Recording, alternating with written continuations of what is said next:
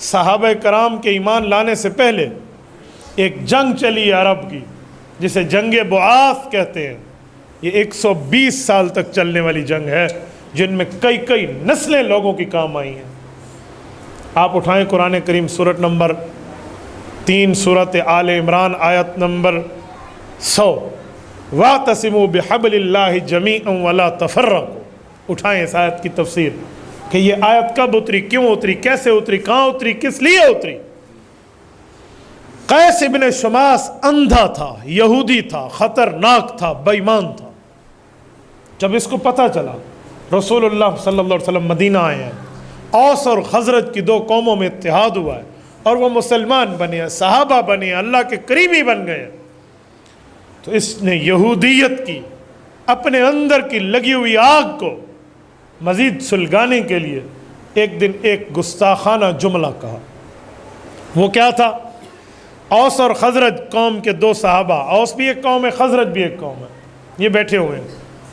کون ہے تو؟ اب یہ تو ہے اندھا نا، انہوں نے کہا جی میں فلاں کا بیٹا، فلاں کا پوتا، فلاں کا، ہاں ٹھیک، تو یہ انہیں کہہ رہے آپ کو پتہ ہے تیرے پردادے کو اس کے پرنانے نے کیسے مارا تھا؟ میں بوڑھا ہوں، سفید ریش ہوں، مجھے پتہ ہے، یوں ذلیل کیا تھا، گھر میں یوں گھسا تھا۔ پرانے جنگ کی جو پرانی واقعات بعاث کی چلی تھی وہ ذکر کے۔ کیوں؟ جو جنگ بعاث ہوئی تھی، ایک آدمی شہد بیچ رہا تھا، چند قطرے اس کے نیچے ٹپک کے گرے ہیں، بلی نے قطرے چاٹ لیے ہیں، جس کی بلی ہے اور سامنے والے کا کتا ہے، کتے نے بلی کو کاٹا ہے، بلی نے کتے کو، کوئی لڑائی بڑائی ہوئی ہے، تو ان میں سے بلی کتے میں کوئی ایک، میرے خیال میں بلی مر گئی، تو بلی والے نے تلوار اٹھا کے کتے والے کی گردن کاٹ دی، تو کتے اور بلی والوں میں آپس میں لڑائی ہوئی اور 120 سال تک چلی۔ اسے کہتے ہیں حرب بعاث، یہ جنگ ہوئی تھی۔ اس بے ایمان نے وہی باتیں یاد کرانا شروع کر دی تاکہ ایک بار پھر آپس میں لڑ پڑے۔ جب اس نے یہ بات کری، قریب تھا کہ صحابہ کرام میں آپس میں کوئی اختلاف ہوتا، کوئی لڑائی پڑ جاتی، پرانوں کی عصبیت کی خونی واقعات کی باتیں یاد ہو کر کوئی نہ کوئی تنازع کھڑا ہو جاتا۔ رسول اللہ صلی اللہ علیہ وسلم کو حضرت جبرائیل امین نے اطلاع دی، حضور پاک علیہ الصلوۃ والسلام پہنچے تو صحابہ کرام احتراماً خاموش ہو گئے کہ اب بڑے آ گئے ہیں نا تو بڑے فیصلہ فرمائیں گے، رک گئے۔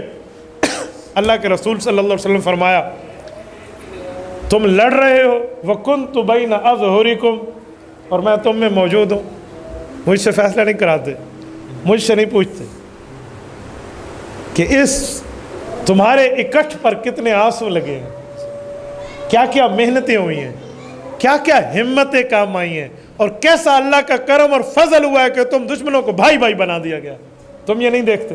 صحابہ کرام رک گئے، پھر اللہ کے رسول نے ترغیب دی، وہ جو تنازع کھڑا ہو رہا تھا وہ دب گیا اور یہ دم دبا کے یہودی بھاگ گیا، تو اللہ نے آیت اتاری وَاعْتَصِمُوا بِحَبْلِ اللَّهِ جَمِيعًا وَلَا تَفَرَّقُوا۔ اے پیغمبر کے صحابہ، اللہ کی رسی کو مضبوطی سے پکڑو، یہ آپس میں فساد نہ ڈالنا۔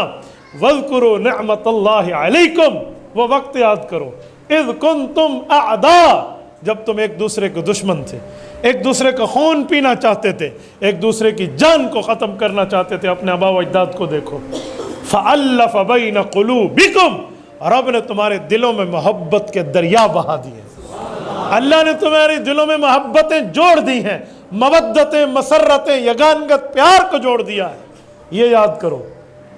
وَأَصْبَحْتُمْ بِنِعْمَةٍ وَكُنْتُمْ، پڑھی آیت، فَأَنْقَذَكُمْ مِنَ النَّارِ، تم تو جہنم کے کنارے پر پہنچ چکے تھے، اللہ نے تمہیں وہاں سے بچا لیا۔ فَأَصْبَحْتُمْ بِنِعْمَتِهِ إِخْوَانًا، اور ایک وقت آیا کہ رب نے تمہیں بھائی بھائی بنا دیا۔ یہ آیت تب اتری ہے۔